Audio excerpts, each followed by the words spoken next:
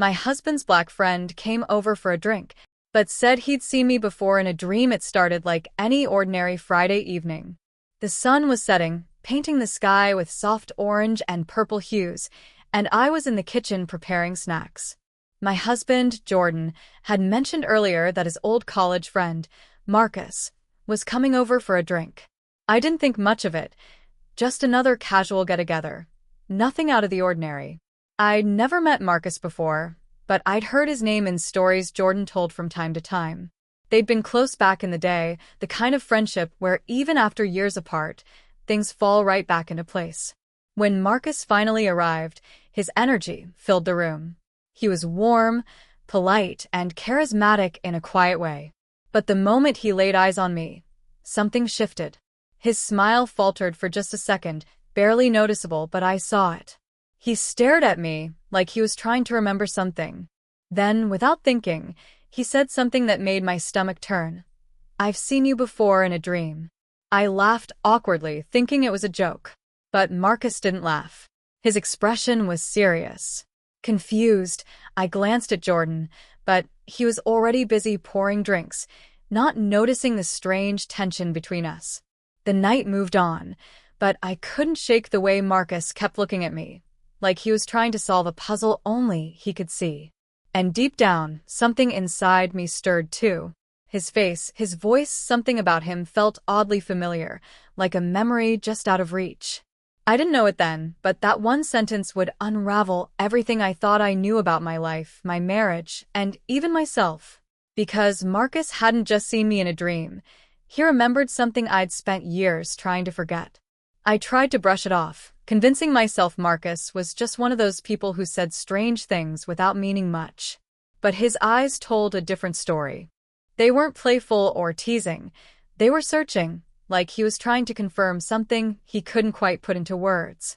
As I passed him a glass of wine, our fingers brushed for just a second, and it sent a small jolt through me. I pulled away quickly, hoping he hadn't noticed. But he had. He looked at me again, this time with more certainty, like something had just clicked into place in his mind. Jordan, completely unaware, was laughing at some old story from their college days, his voice echoing through the living room. I smiled when I was supposed to, nodded along when needed, but my thoughts were spinning. I kept replaying Marcus's words in my head. "I've seen you before in a dream." What did he mean by that? And why did it feel like he wasn't talking about some random dream, but something deeper, something real? Later that evening, when Jordan stepped out to take a phone call, Marcus and I were left alone for the first time. He sat across from me, his gaze calm but intense. There was a silence between us that felt heavy, like it was carrying words neither of us knew how to say. "I didn't mean to scare you," he said softly. "It's just, when I saw you, I felt this recognition. Like I'd known you before. Not just in a dream. In another life, maybe." I tried to laugh again, but it sounded hollow. I didn't believe in past lives or fate or anything like that. At least, I didn't used to. Marcus didn't push the topic.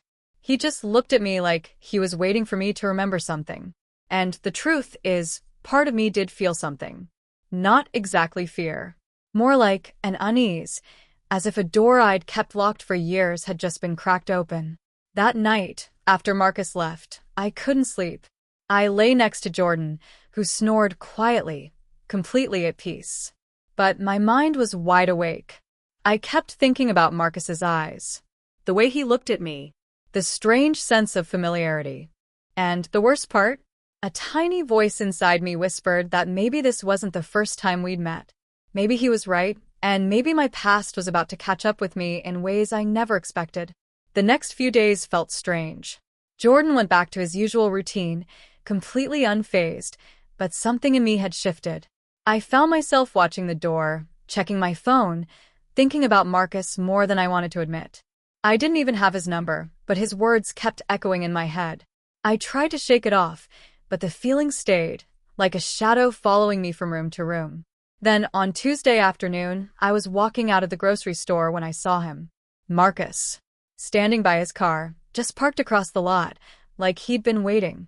Our eyes met, and he gave a small nod. It wasn't creepy, it was quiet, respectful. Still, my heart jumped. He walked over slowly, as if trying not to startle me. "I didn't mean to run into you," he said. "I swear I was just nearby, and then I saw you." We talked for a few minutes by the car, people passing around us without noticing the strange energy between us. He told me he'd been having dreams again. More vivid this time. Places he couldn't explain, emotions that didn't feel like his own. And I hated to admit it, but part of me knew exactly what he meant. Lately I'd been waking up from dreams I couldn't fully remember, but always left me shaken. Faces I couldn't name. Voices I couldn't place. But feelings that stayed with me all day. At one point he said, "Do you ever feel like there's a version of your life that you've completely forgotten?" I didn't answer. I didn't have to. The look in my eyes must have told him everything.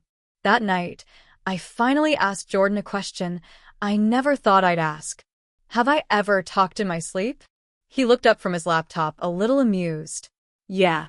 "Sometimes." "You mumble." "Why?" "What do I say?" He shrugged. "Usually nothing clear.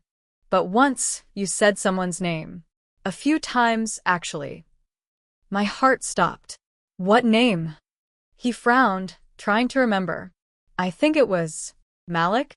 Or something like that." Why? I shook my head quickly. No reason. But inside I was panicking. I didn't know anyone by that name. Not in this life. But the name felt heavy. Familiar. Like a door had opened wider, and something was waiting on the other side.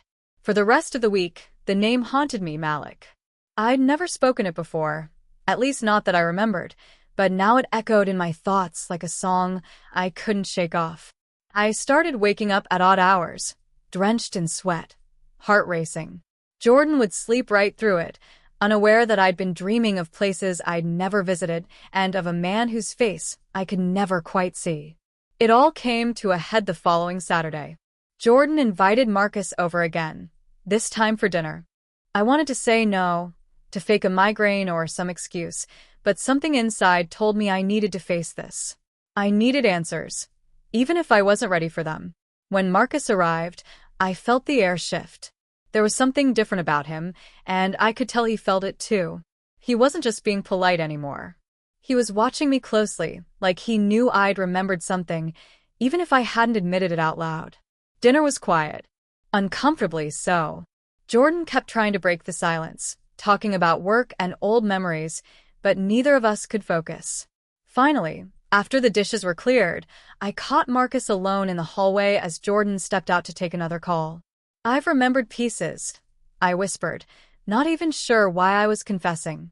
"But they don't make sense." He leaned in slightly. "They will. You just have to stop fighting it." "What does Malik mean to you?" I asked. He didn't answer at first. Then, quietly, he said, "That was my name. In the dreams. You were there too. But you weren't you." I froze. A chill crept up my spine. What was I? Marcus looked at me with eyes full of something I couldn't explain. Grief, maybe. Or recognition. "You were the reason I died." Before I could speak, Jordan's voice called out from the living room. The moment broke. But everything inside me felt different now, off balance. Like I was teetering on the edge of something I didn't understand. Later that night, I found a small scar just beneath my ribs. I'd never noticed it before. It didn't look surgical. It looked old, like a wound that had healed lifetimes ago. And suddenly, I knew this wasn't just a dream or a strange coincidence. This was unfinished business. And it had finally found me. I stood in front of the mirror, staring at the scar like it might blink or vanish if I looked long enough. It was small, just a faint curve under my ribcage, but it didn't belong. I would have remembered something like that. Except I didn't. And now, I couldn't stop thinking about what Marcus said. "You are the reason I died." Those words wrapped around me like a fog, thick and impossible to shake off. The next morning, I decided to dig through some old boxes in the attic.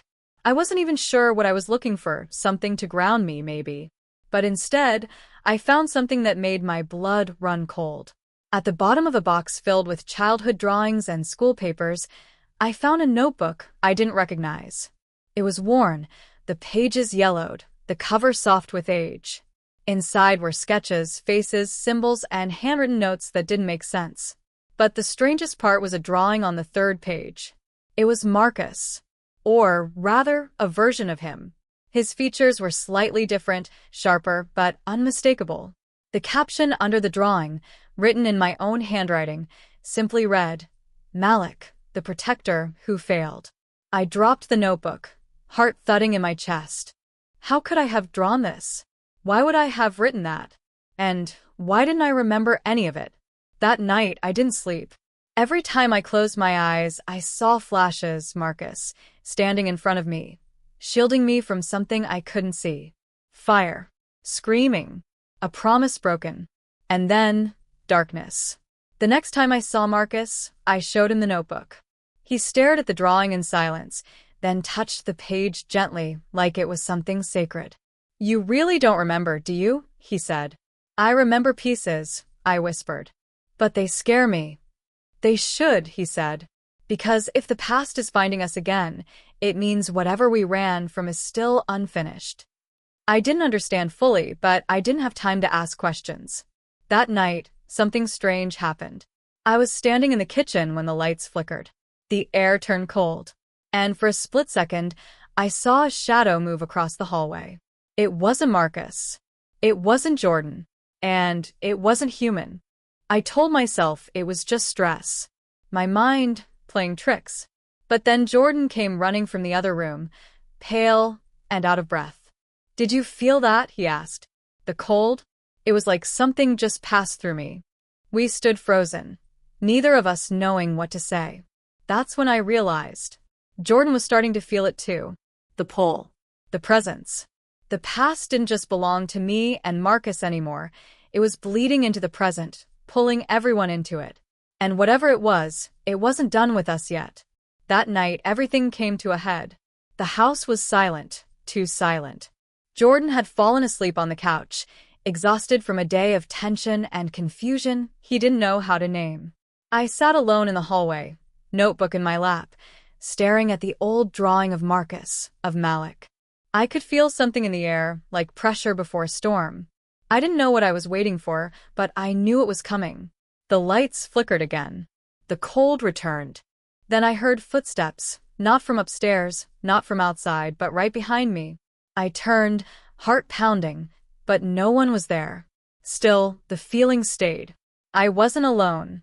Suddenly, the hallway lights shut off completely. I could hear my own breathing, sharp and fast. Then, a voice, whispering, my name. I ran to the living room, shaking Jordan awake.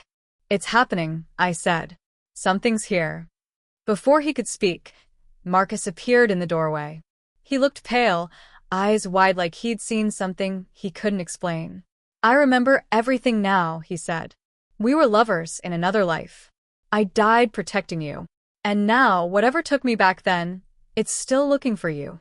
Jordan stared between us, confused, but before he could ask questions, the house shook, just once, like something massive had slammed against it. Suddenly, the air around us grew thick, like time itself was bending. A shadow emerged from the corner of the room, tall, shifting, faceless. I couldn't breathe, but Marcus stepped forward. "This ends now," he whispered. He reached into his coat and pulled out something small and metallic. A pendant. The same one I'd seen in my dreams but never understood. He placed it in my hand. The moment I touched it, everything changed. The cold vanished. The shadow froze. And I remembered who I was, who he had been, what had happened. I had chosen my safety over his life. And the thing that haunted us? It had been born from my guilt. With the pendant in hand, I spoke the name I'd feared all along, Malik. The shadow screamed, then disappeared like smoke in the wind. It was over, or so I thought. Later, after Marcus left and Jordan fell asleep again, I found something strange in the notebook. A fresh page that I hadn't written. One line, in handwriting that wasn't mine. "I'm not the only one who remembers." And beneath it a name I hadn't heard in any dream. Jordan. I stared at the notebook, heart racing. The name, Jordan, felt like a final puzzle piece dropping into place. For weeks, I'd believed this was something only Marcus and I were tangled in. But now it was clear. Jordan had been part of it all along. He just didn't know it yet, or maybe he did and had buried it deep the way I had. The next morning, I gently brought it up. I showed him the notebook, the message, and asked if the name Malik meant anything to him. He hesitated, the kind of pause that stretches longer than it should. "I've had dreams too," he finally admitted. But I didn't want to say anything. I thought I was losing my mind. "I've seen you, but not as you are now. You were wearing clothes from another time. And I always felt like someone was chasing you." I realized then that we'd all been connected, me, Marcus, and Jordan. Different lives, different timelines, bound by choices and unfinished stories. The shadow, the cold, the fear, it hadn't just been supernatural. It was grief, guilt, and memory trying to find its voice. We burned the notebook together, standing outside under the early morning sun. It felt right, like releasing the past for good. Marcus didn't come back after that night, and part of me thinks he found his peace. Or maybe he was never meant to stay. Life slowly returned to normal. Jordan and I talked more openly about everything. Not just the dreams, but the distance that had quietly grown between us before all this began. Facing something so strange together had made us stronger, more honest. It's strange how trauma can uncover the soft spots you didn't know you were protecting. But sometimes, late at night, I still feel a flicker of something. Not fear anymore, just awareness. That life isn't always as straightforward as we think. That sometimes the past has a way of finding us, not to hurt us, but to heal what's been left undone. I don't know if I believe in fate or reincarnation, but I do believe in second chances. In paying attention to the people who feel oddly familiar. And in the idea that even broken stories can be rewritten if you're brave enough to face the ending. Whatever that was, it changed us. And in a strange, quiet way, I think it saved us too.